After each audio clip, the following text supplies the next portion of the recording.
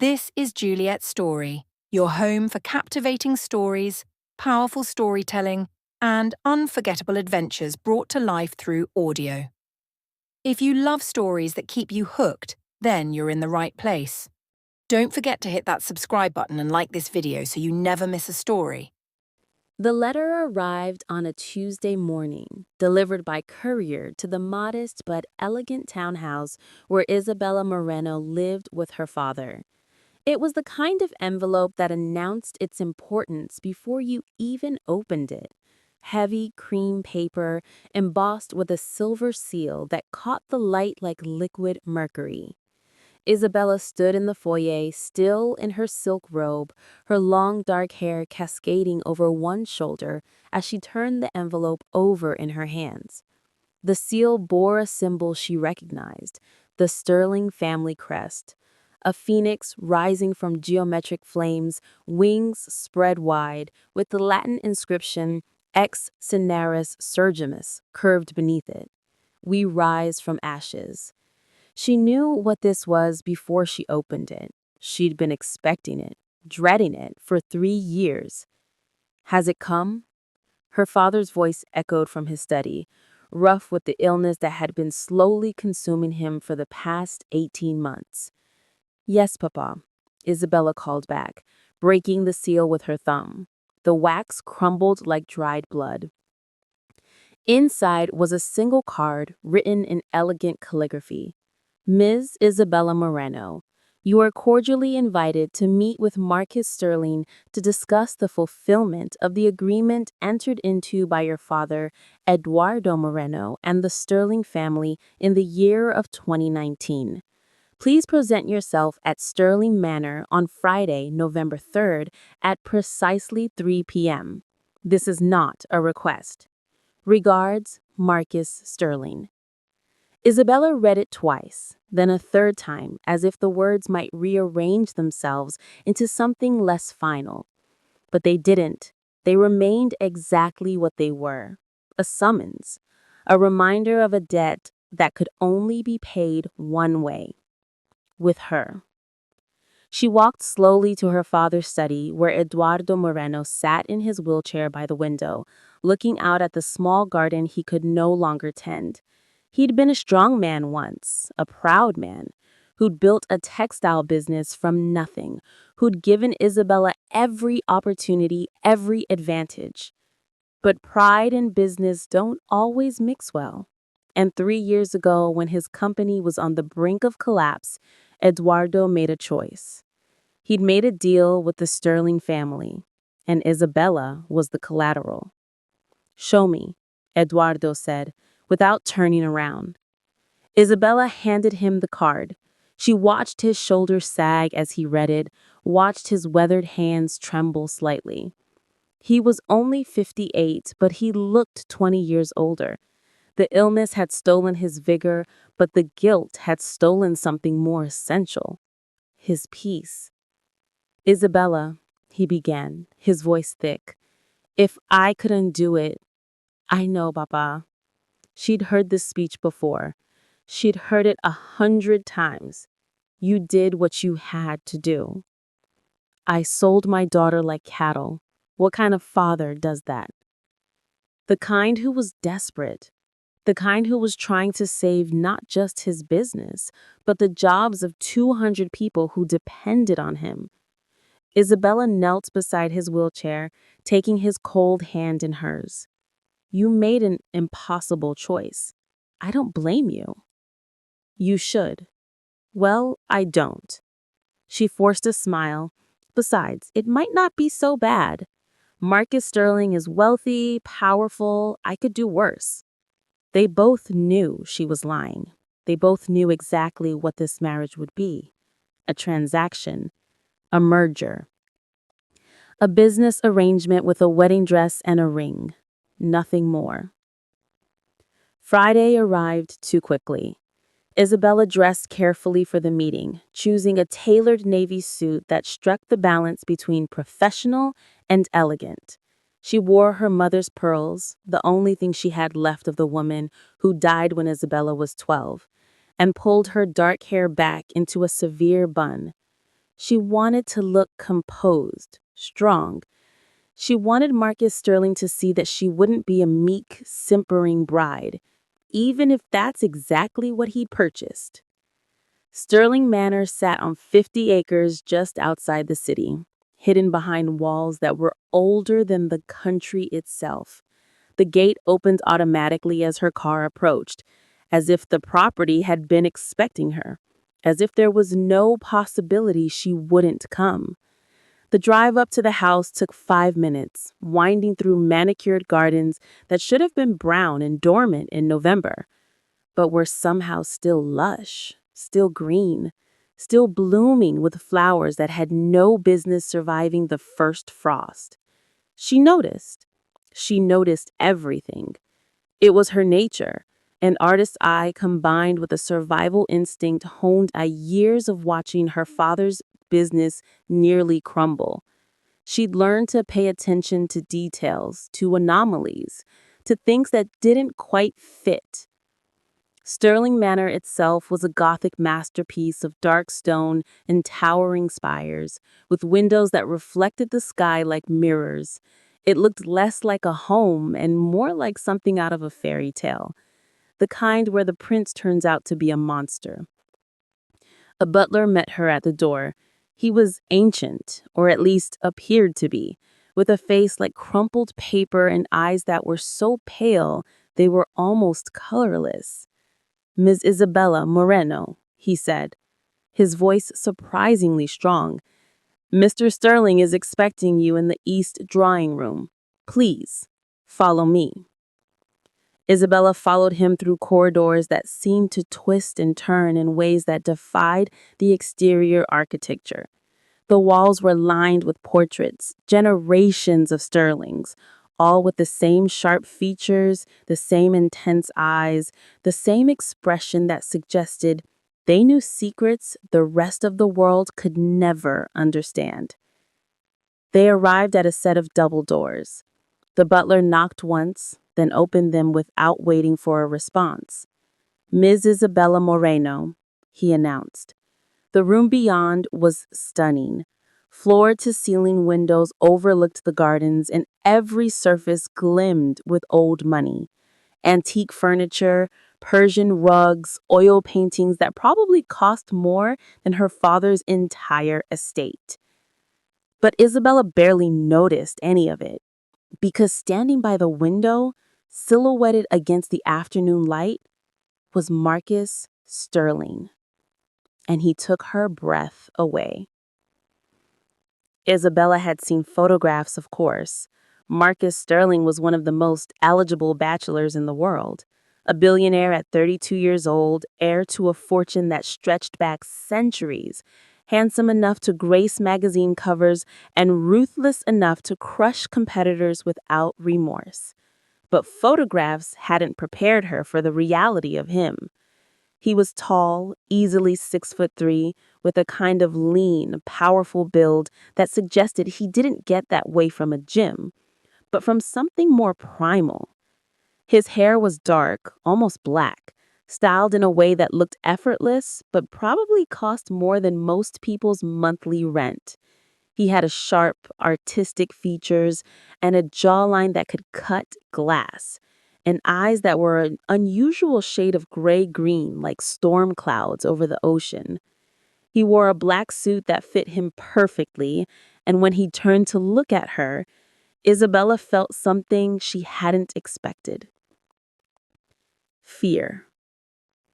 Not because he looks dangerous, though he did, but because looking at him felt like looking at something that shouldn't exist. Something too perfect, too precise, too other.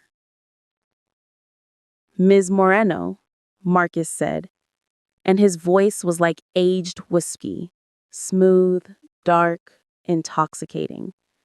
"Thank you for coming." Did I have a choice? The words came out more sharply than she'd intended, but Isabella didn't apologize.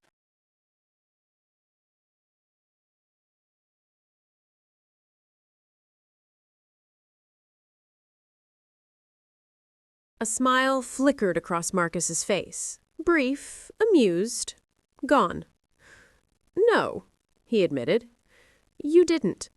But I appreciate the courtesy of your punctuality nonetheless." He gestured to a chair. "Please, sit." Isabella sat, keeping her spine straight, her hands folded in her lap. She met his gaze directly, refusing to be intimidated. Marcus studied her for a long moment, his expression unreadable. Then he moved to the sideboard and poured 2 glasses of amber liquid from a crystal decanter. "Whiskey," he said, offering her one. 50-year-old Scotch. It seemed appropriate for the occasion. "What occasion is that?" "The sale of my future." Marcus's smile returned, wider this time. "I like you already. Most women in your position would be either terrified or trying to seduce me by now. I'm not most women." "No," Marcus agreed, sitting across from her. "You're not." "I've had you investigated thoroughly, Isabella." "May I call you Isabella?" "You're going to marry me. I suppose you can call me whatever you like." "Isabella, then." He took a sip of his whiskey. "Art history degree from Columbia. Graduated summa cum laude. You worked at the Metropolitan Museum for 2 years before your father's illness forced you to return home. You paint in your spare time, abstract pieces mostly, that you never show anyone. You read voraciously. You speak 3 languages. You're intelligent, independent, and fiercely loyal to your father, despite what he's done." Isabella felt exposed, violated. "You've been spying on me." "I've been getting to know my future wife," Marcus corrected. "There's a difference." "Why?" Isabella demanded. "Why go through with this at all? You're a billionaire. You could marry anyone. Why honor some archaic agreement my father made when he was desperate?" Marcus set down his glass and leaned forward, his strange eyes locked on hers. "Because agreements matter, Isabella. Because there are certain debts that must be paid. And because your father didn't just sign a business contract. He signed something far more binding." "What does that mean?" "It means," Marcus said slowly, "that this marriage is going to happen whether you agree or not. But I'd prefer it if you came willingly. I'd prefer if we could at least be civil to each other." "Civil?" Isabella repeated. "You want me to be civil about being forced into marriage with a stranger?" "I want you to understand that I'm not your enemy," Marcus said. "This arrangement may not be what either of us would have chosen freely, but we can make the best of it. You'll want for nothing. You'll have freedom, within reason. And all I ask in return is your cooperation." "Cooperation? With what?" Something flickered in Marcus's eyes. Something dark. Something that made Isabella's skin prickle with warning. But it was gone so quickly she might have imagined it. He said perfectly. "With being my wife," he said simply. "With maintaining appearances. With playing your role." "My role?" Isabella said. "As what? A trophy? A possession?" "As my partner," Marcus said, and he sounded almost sincere. "This doesn't have to be a prison sentence, Isabella. It can be a partnership. I need a wife, for reasons you don't need to understand yet. And you need security for your father, for yourself. We can give each other what we need." Isabella looked down at her untouched whiskey. She thought about her father, wasting away in that townhouse. She thought about the medical bills, the mortgage payments, the creditors who'd started circling again, despite the Sterling family's initial bailout. She thought about the fact that she had no real choice. "When?" she asked quietly. "The wedding? 3 months. December 21st. "The winter solstice?" "Yes." Marcus smiled, but there was no warmth in it. It has to be that day. It's traditional in my family. Isabella met his eyes again. I have conditions. Name them. My father gets the best medical care money can buy, for as long as he lives. Done. I want my own space, my own studio where I can paint. The East Wing has excellent light. It's yours. And I want the truth. Isabella leaned forward. If I'm going to be your wife, even in name only, I deserve to know why. The real reason. Not this vague nonsense about agreements and traditions. Marcus was quiet for a long moment. Then he stood and walked to the window, his back to her. There are things in this world, Isabella, that exist outside the realm of ordinary understanding. My family is old, very old, and with age comes certain obligations, certain requirements. I need a wife before I turn 33, or else I forfeit something essential. Your inheritance? My soul. The word hung in the air between them, heavy and impossible. Isabella laughed. She couldn't help it. Your soul? Are you seriously telling me this is some kind of supernatural contract? Marcus turned to face her, and the expression on his face stopped her laughter cold. I'm telling you that there are worse things than loveless marriages, Isabella. And if you're wise, you won't ask too many questions. He crossed back to her, extending his hand. Do we have an agreement? Isabella looked at his hand. It was pale, elegant, with long fingers and immaculate nails. It looked like the hand of a pianist or surgeon, someone who created or healed. But when she took it, she felt cold.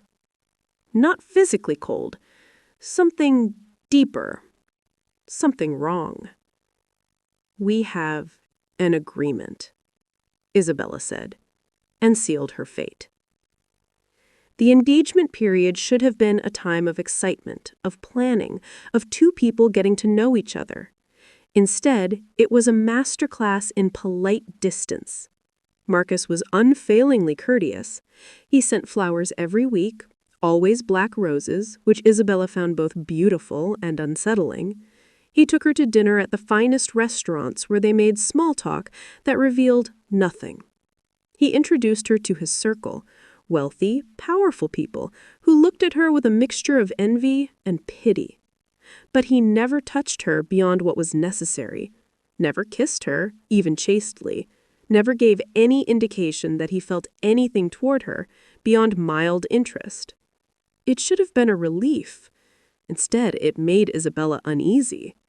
She spent her time preparing for the wedding, a massive affair that Marcus's staff planned with military precision, and taking care of her father. His health had stabilized thanks to the sterling money, but who seemed to be fading nonetheless. Are you happy? Eduardo asked her one evening as she sat by his bedside. I'm content, Isabella lied. You're always been a terrible liar, mija. Isabella smiled, despite herself. I'm adapting. Marcus isn't cruel. He's just distant. Like he's performing a role rather than living a life. Maybe he is, Eduardo said. These old families, they're different. They have rules, traditions that don't make sense to outsiders. He said something strange at our first meeting. About his soul. About losing it if he didn't marry before 33. Eduardo's expression changed. Something flickered across his face. Recognition? Fear? Papa, did you know about this? I knew that the Sterling family took their obligations seriously. I knew that refusing them wasn't an option. Beyond that, he trailed off. Maybe some things are better left unknown. But Isabella couldn't leave it alone. She was an art historian by training. She knew how to research, how to dig, how to find connections others missed. She started investigating the Sterling family. What she found was strange. The family tree stretched back not just centuries, but millennia. Every generation had produced exactly one heir, always male, always married before the age of 33, always to a woman from a specific type of family. Families that had something the Sterlings needed. Isabella dug deeper. She found references to the binding and the compact in old documents. She found paintings of Sterling ancestors where something about their eyes looked wrong, too knowing, too ancient for the faces that held them. And she found a diary entry from 1847 written by a woman named Caroline Hewitt, who was engaged to a Sterling. "I fear I have made a terrible mistake. Thomas is not..." The day passed in a blur of preparation. Hair, makeup, last-minute adjustments. Her father arrived in a wheelchair, tears streaming down his weathered face. "You don't have to do this," he whispered as he took her arm. "I can find another way. We can run." "There's nowhere to run to, Papa," Isabella said gently. "And besides, maybe it won't be so terrible. Maybe I'm just being paranoid." But she didn't believe that, and neither did he. The ceremony took place in the Sterling family's private chapel, a Gothic masterpiece of stained glass and carved stone that predated the house by at least a century. The pews were filled with people Isabella didn't know, all dressed in black and gray, all watching her with expressions that ranged from curiosity to something that looked almost like mourning, as if they were attending a funeral rather than a wedding.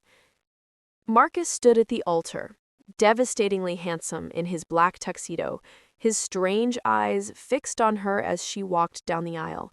For a moment, just a flash, Isabella thought she saw something behind those eyes, something that wasn't quite human. But then he smiled, and he looked normal again. Just a man, just her husband-to-be. The ceremony was traditional, with odd insertions. Latin phrases Isabella didn't recognize. A ring that felt too heavy on her finger, set with a stone that seemed to pulse with its own light. Vows that went beyond "till death do us part" to something about beyond the veil and through all transformations. And then it was over. "You may kiss the bride," the officiant said. Marcus stepped forward, cupped Isabella's face in his cold hands, and kissed her. It was chaste, proper, appropriate for the setting. But Isabella felt something in that kiss, a darkness, a promise, a binding that had nothing to do with legal documents or traditional ceremonies. When Marcus pulled away, he whispered something only she could hear. "It's done. You're mine now, for better or worse." The reception was held in Sterling Manor's grand ballroom, a space so opulent it seemed designed to make visitors feel small and insignificant. Crystal chandeliers cast prismatic light across marble floors. An orchestra played music that was beautiful, but somehow melancholy. Isabella moved through it all in a daze, accepting congratulations from strangers, drinking champagne that tasted like ash in her mouth. Marcus stayed close, but distant, playing the role of the attentive groom while revealing nothing. His hand on her waist as they danced their first dance felt possessive rather than affectionate. "You're trembling," Marcus observed quietly, as they swayed to music that seemed to come from everywhere and nowhere at once. "I'm tired," Isabella said. It wasn't a lie, but it wasn't the whole truth either. "Soon," Marcus promised. "Soon we can retire. Just a few more hours of performance." Performance. That's what this was. A show. For whom? These people who watched them with knowing eyes? The darkness that seemed to press against the windows? Something else. The reception dragged on for hours. Dinner was served, elaborate courses that Isabella couldn't taste. Toasts were made, speeches about legacy and obligation, and the continuation of tradition that made Isabella's skin crawl. Finally, mercifully, it was over. Marcus leaned close to her, his lips brushing her ear. "It's time. We retire to the wedding suite now." Isabella's heart hammered. She'd known this moment was coming, but they'd never discussed it. What happened on the wedding night? Was this marriage meant to be consummated? Or was it truly just a business arrangement? "Marcus!" "Shh!" His hand tightened on her arm, not painfully, but firmly. "Just follow my lead. Trust me." But Isabella didn't trust him. How could she? He was still a stranger. A beautiful, powerful, terrifying stranger who'd purchased her like property. They walked through the corridors of Sterling Manor, leaving behind the sounds of the reception. With each step, the noise faded, replaced by a silence that felt too heavy, too complete. The wedding suite was in the West Wing, Marcus explained, far from the main house, private, isolated. They climbed a spiral staircase that seemed to go on forever, then walked down a corridor lined with portraits that Isabella swore were watching them. Finally, Marcus stopped before an ornate door. "This is where we'll stay tonight," he said. "Tomorrow, you'll move to the East Wing as we discussed, separate quarters. But tonight," he trailed off, something uncertain flickering across his face. "Tonight is necessary." Necessary for what? Marcus opened the door. "You'll understand soon." The suite was stunning. A massive bedroom with a canopy bed that could sleep 4, windows overlooking the gardens, a sitting area with a fireplace already crackling with warmth. It looked like something from a movie, a fantasy, a cage dressed up as paradise. Isabella walked to the windows, looking out at the gardens below. Even in the darkness, she could see those impossible flowers blooming in December frost. "There's champagne," Marcus said behind her, "if you want it. Or I have cognac. Or—" "Why are you nervous?" Isabella turned to face him. "You've been nothing but confident this entire time. But now here, you're nervous. Why?" Marcus loosened his tie, the first crack in his perfect composure. "Because what happens next, I need you to stay calm. I need you to trust that I'm not going to hurt you." That's not exactly reassuring, I know. Marcus poured himself a drink. Cognac, his hand steady despite his words. "Isabella, there are things about my family that you don't understand. Things I can't fully explain because you wouldn't believe me. But I need you to promise me something." "What?" "No matter what you hear, no matter what you see tonight, stay in this room. Lock the door after I leave. Don't open it for anyone, not even for me." Isabella's blood ran cold. "What are you talking about? Where are you going?" "I can't explain." "Just promise me." "No, I'm not promising anything until you tell me what's happening." Marcus drained his cognac in one swallow, then set the glass down with more force than necessary. "Fine. You want the truth? The whole truth? My family made a pact, centuries ago, a binding with something that exists outside normal reality. And every generation, that pact must be renewed. The heir must marry before his 33rd birthday. And on his wedding night, he must transform. Transform. Into what?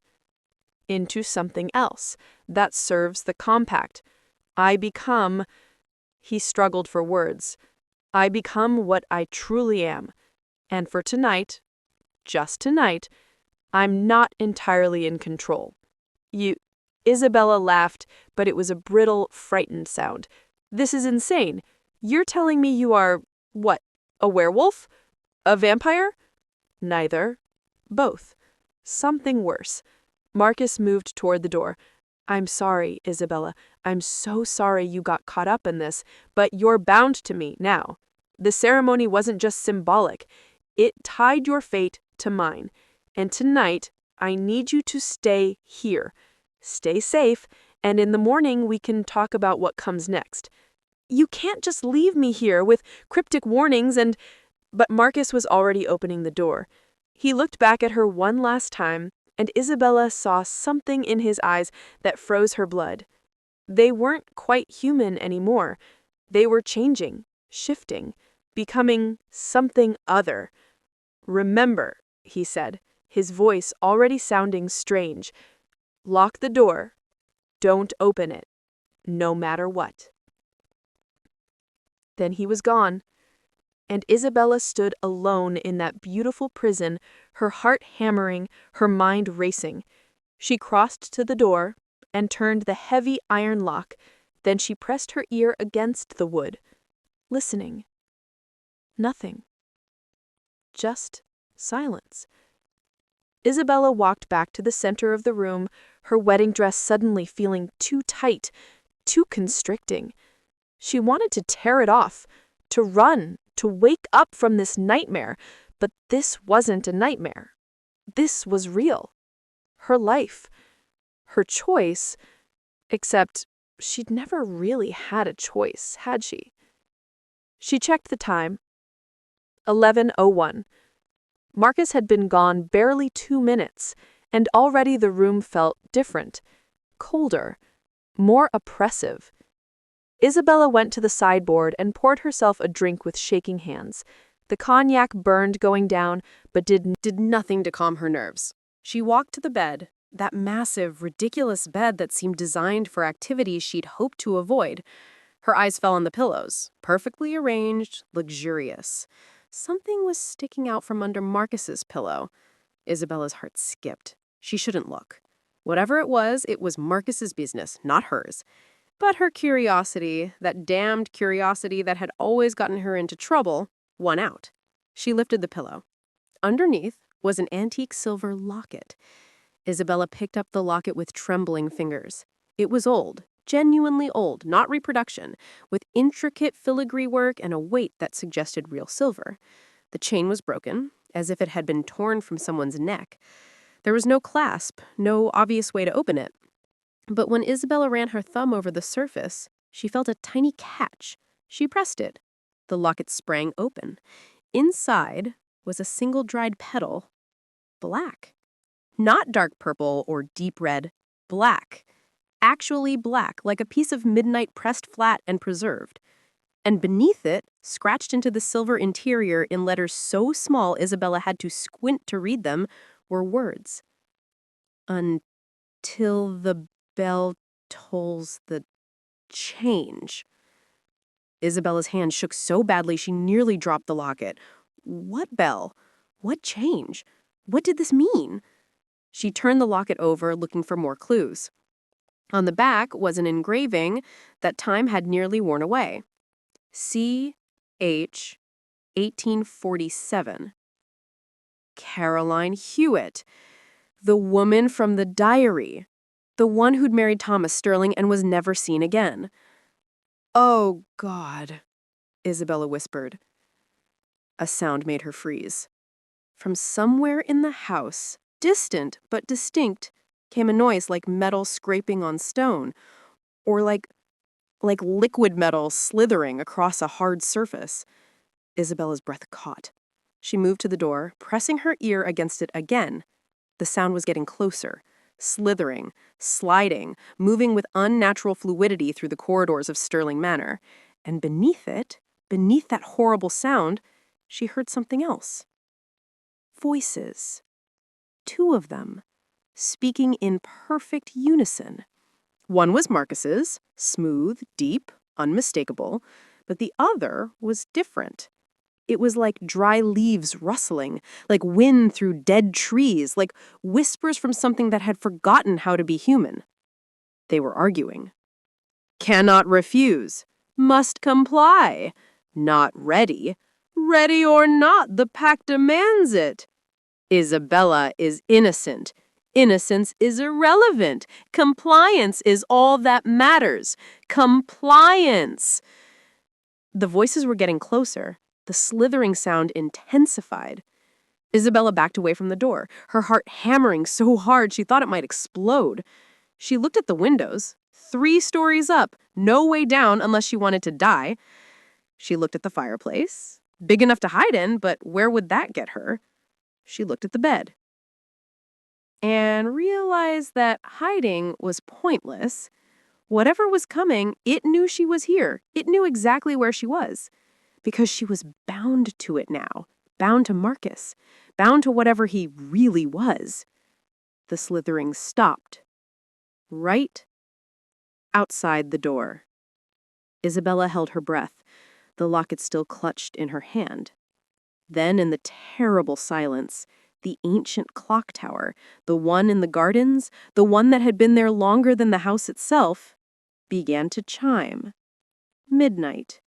1, 2, 3. With each toll, Isabella felt something inside her chest tighten, as if invisible threads were being pulled taut. 4, 5, 6. The voices outside the door had gone silent. But something was there. She could feel it. A presence so overwhelming, so wrong, that it made her skin crawl. 7, 8, 9.